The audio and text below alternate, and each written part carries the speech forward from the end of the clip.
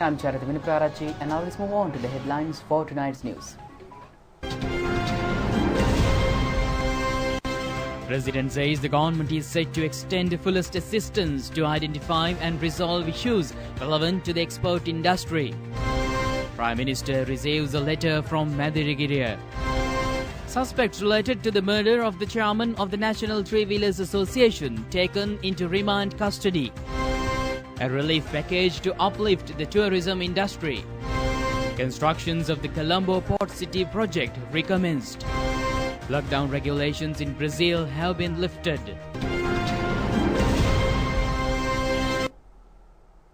We move on to those and other stories in detail now. President Gotabaya Rajapaksa says that the government is set to extend fullest assistance to identify and resolve the issues and obstacles relevant to the export industry.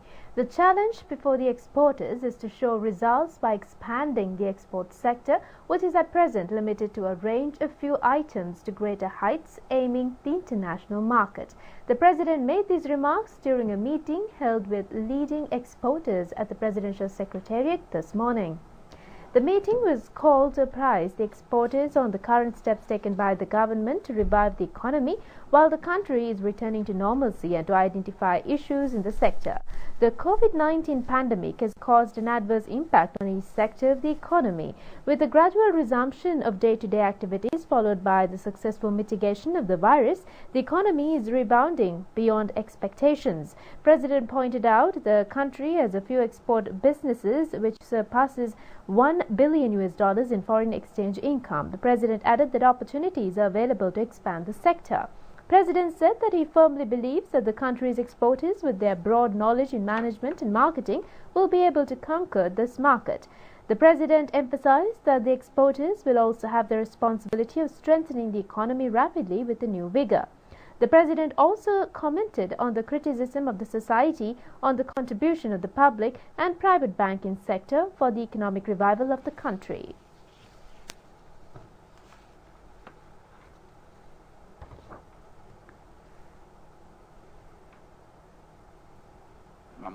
The President said that during each meeting, everyone criticized the behavior of the private and public banking sector. He said that this issue should be resolved soon. He said that the government has provided necessary facilities in this regard, yet these facilities have not been passed down to the relevant entities. The President said that he will take decisions without fear to deviate from the conventional thinking and working methods to overcome the recession. He said that if the central bank fails to adhere to the directives of the government, then such officials are not capable in carrying out their duties properly. He said that the economic growth cannot be taken forward without the guidance of the sector. He said that the government should also be prepared to listen to the grievances of all sectors. The attention was directed on the diversification of agri-crop exports. The President said that steps have been taken to solve issues pertaining to non-availability of fertilizer for certain export crops and the shortage of animal food for animal husbandry. The exporters said that the support given by the institutions directly related to the export process, including port, airport, BOI and the customs, is praiseworthy. Several raw materials have to be imported for re-exportation purposes. However, this should be done without causing adverse effects to the local farmers. Head of the Presidential Task Force, Pastor Rajapaksa, said. Ministers Ramesh Patirana, Prasanna Ranatunga and Secretary to the President, P.B. Jayasundara, were present at this meeting. We move on with more local stories. The Temple Trees received a letter yesterday with a caption citing, "Hand over to Prime Minister Mahinda Rajapaksa." What is this letter? The officials attached to the Prime Minister's office handed over the envelope to the Prime Minister with utmost care.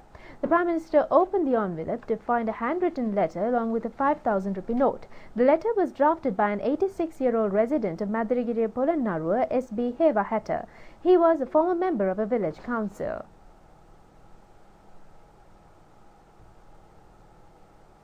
Reading out the letter, Prime Minister Mahinda Rajapaksa said that the sender cited that the letter was sent to the Prime Minister as a donation for the COVID-19 fund.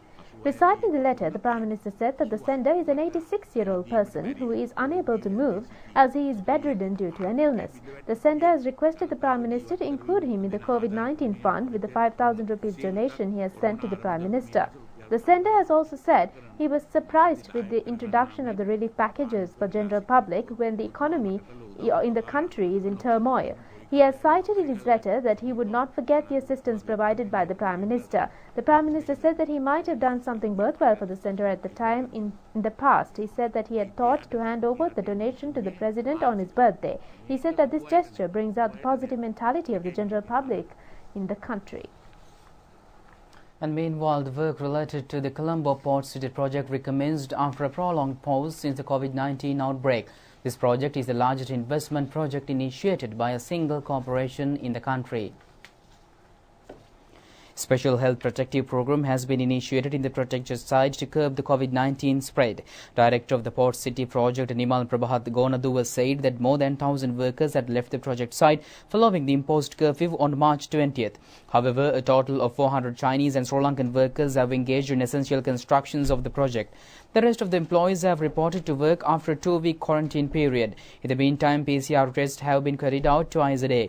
The construction in most divisions has been initiated in accordance to the instructions directed by the government in order to normalize the work in the Port City project. Steps have been taken to prevent the movement of the workers between the divisions to curb the spread of the virus within the site.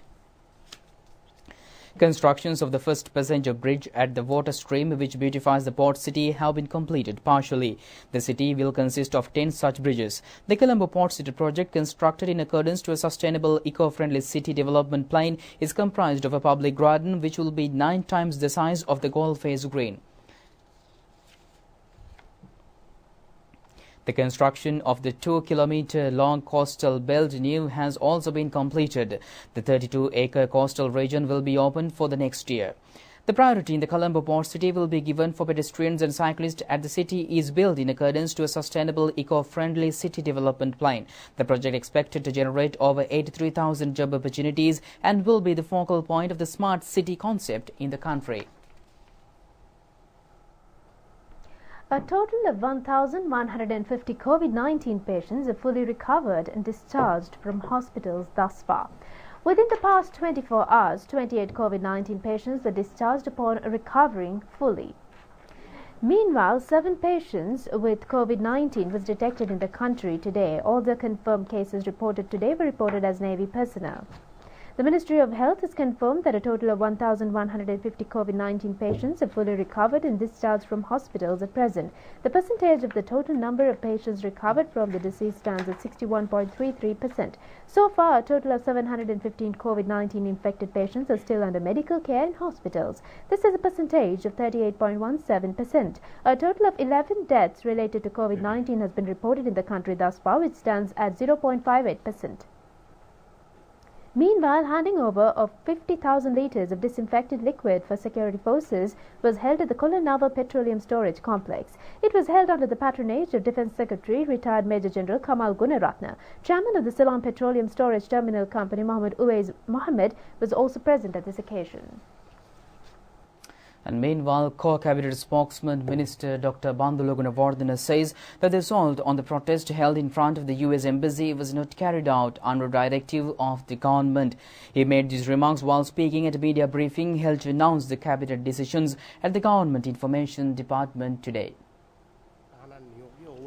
Co-Cabinet spokesman Minister Dr. Bandulu Gunawardena said that the protesters were informed regarding the enjoining order obtained against the protest. However, he said that since the protesters failed to adhere to the request made by the police to be dispersed without engaging in the protest action, the police had made attempts to disperse these crowds. He added that the first assault was carried out by the individuals belonging to the organization, which has been recorded and photographed. The minister said that the police had carried out the alleged attack as a reaction to the previous assault.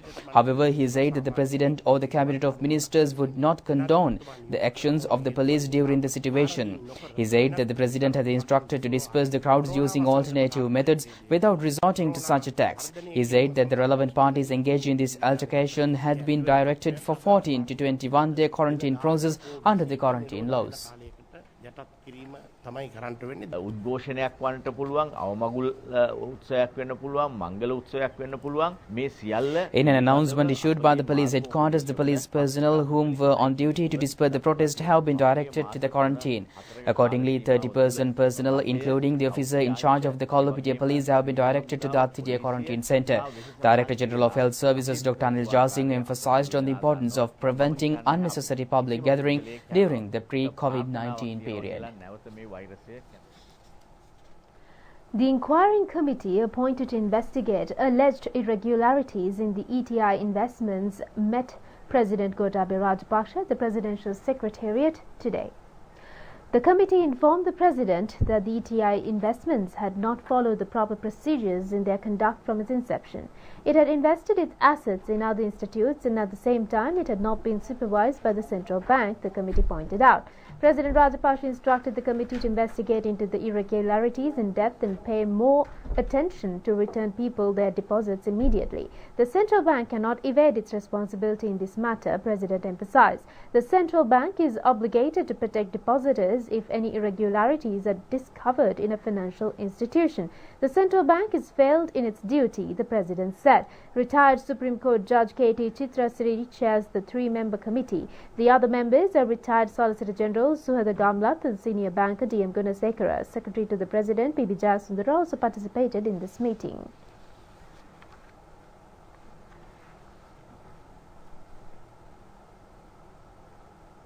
Sri Lanka Podujana Peramuna says that deep concern prevails over the independent status of the commissions. Remarks were shared over the present political situation in the country during a media briefing held at the party office in Nelumavata today.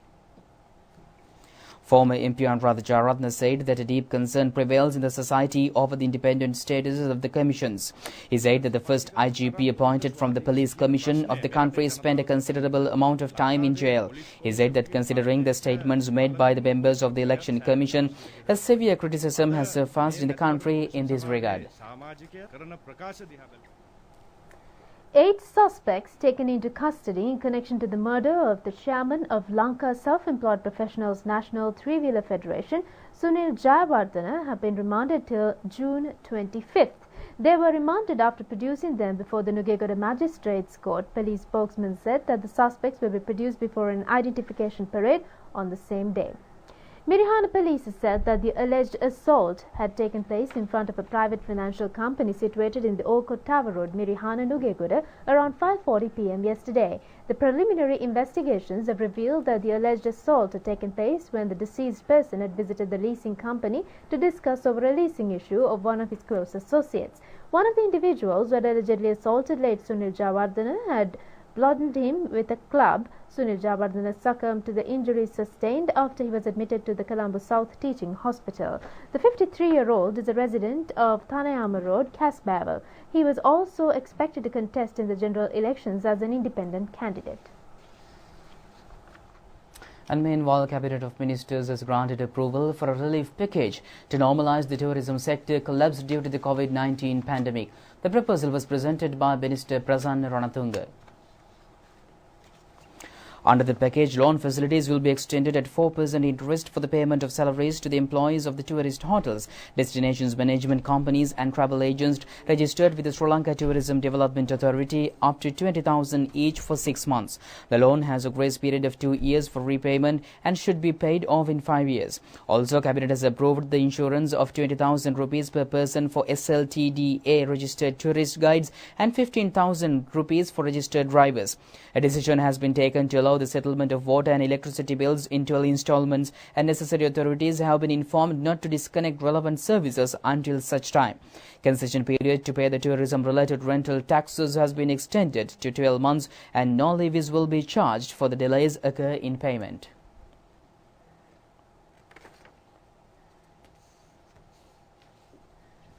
The Cabinet of Ministers granted approval for the proposal submitted by Prime Minister Mahinda Rajapaksa to provide housing facilities on rental basis for middle-income earners who arrive to Colombo from distant areas for employment purposes. Accordingly, housing scheme will be initiated within a radius of 3 to 5 kilometers from the main city centres.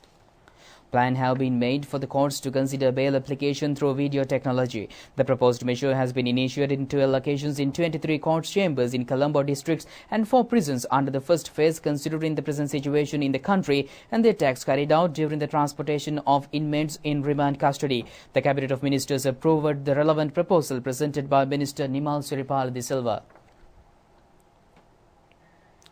The approval of the Cabinet was granted to introduce amendments to the labour regulations with the objective to increase the minimum age limit of the workers engaging in services to 16 years in parallel to the World Day Against Child Labour. The Cabinet of Ministers also granted approval for the payment of 5,000 rupee allowance, which granted for low-income earning kidney disease patients for 13,849 kidney disease patients currently in the pending list. Cabinet has also agreed for the continuous payment of Mahapola scholarship in order to sustain the distant learning facilities amidst the coronavirus pandemic. Cabinet of Ministers have also granted approval for the State Trading Corporation to purchase goods, equipments of machinery up to 50 million rupees exempted from procurement procedures. The Cabinet presented approval to maintain the proposed procedure for a period of 1 year.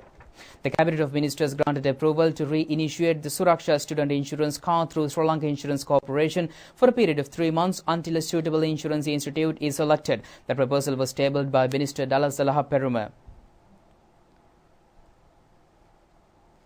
The Cabinet also granted approval for the proposals presented by Vimal Veeravansha to purchase school uniforms from registered local clothing procedures.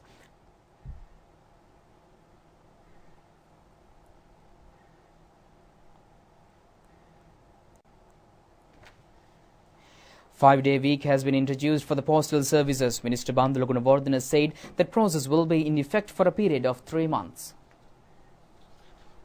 Former parliamentarian Nashu Marasinghe says that Sri Lanka Podujana Perumuna is the only challenge that the United National Party expects to encounter in the upcoming general election. He made these remarks during a media briefing held at the party headquarters today. Former parliamentarian Nashu Marasinghe said that the United National Party has placed 2 female candidates with the Colombo district. He said that they have placed qualified, educated and skilled candidates representing all sections of the society for the upcoming election. He added that Sri Lanka Podujana Perumuna is the only challenge that the United National Party expects to encounter in general elections. Minister Chamal Rajapaksa says that the Dadru Oil project is a project which could achieve expected outcomes within a short span of time and extend many benefits for the general public. He made these remarks while engaging in an observational tour at the Dadru Oil project today. The Dadru Oil Reservoir was built in 2007 under then-President Mahinda Rajapaksa government period. The project was built at a cost of 13,500 million rupees. This project is considered as the largest and the most successful project to be carried out in northwestern province. The capacity of the reservoir stands at 60,757 acre-feet and nurture more than 37,000 acres through this project. More than 5,000 families in farmer communities receive benefits from this project. The Dadru Oil project supplies adequate water quantities for cultivation purposes over 1,000 acres of paddy fields in both seasons. Through many protests was carried out at the beginning of the project, the minister pointed out that the project managed to cull the funds invested in the reservoir and provide numerous benefits for the public within a short span of 10 years. A group of experts has been assigned under the guidance of Maritime University to conduct a study on the garbage which had washed up to the Mount Lavinia beach recently. The Maritime University has undertaken this task to conduct the study in accordance to a request made by the Environmental Police Division. Colombo District Secretary Pradeep Yasaratna, DIG Mudita Pusala and Vice Chancellor of Maritime University Nalin Ratnayake engaged in an observational tour in the Mount Lavinia beach recently.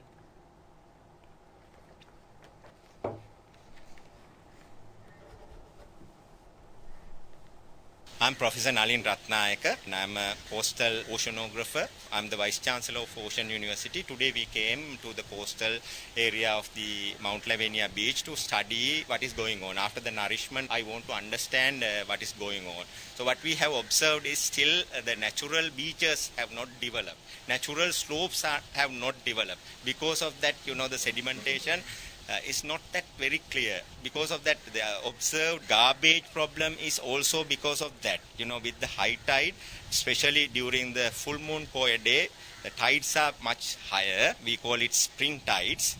And so what happened, we associated with this full moon Poya day, the water level rises a little bit, so that has exceeded the beach level. So the beach sloping into the other side towards the landslide. Because of that, once the garbage has come, it can't flow back.